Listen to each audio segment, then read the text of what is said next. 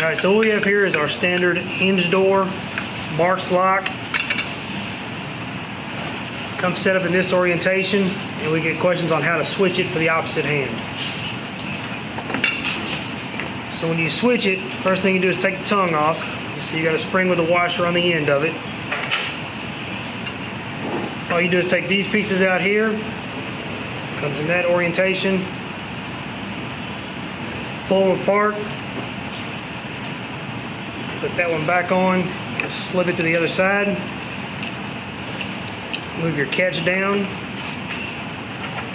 And when you take your tongue, you got to make sure and catch the washer also. It'll stick to the top. Then you just pull that spring down.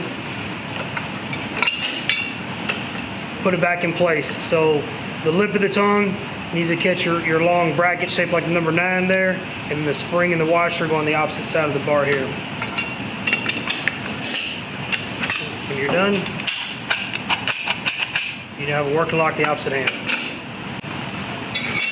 For the slide door looks like that. That's standard. That's the way they come in the box. You pull the whole entire tongue off. And you see you got a little bar here in a washer you can push in to relieve tension. Pull it up, flip it around, and just put your tongue back in place on the opposite bar.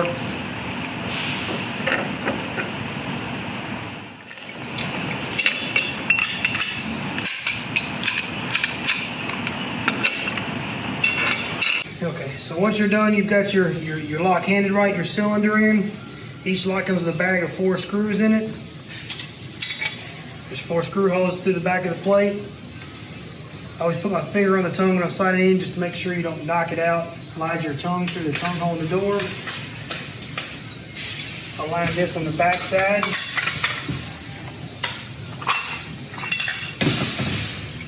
When you're aligning it, you'll want to turn the thumb knob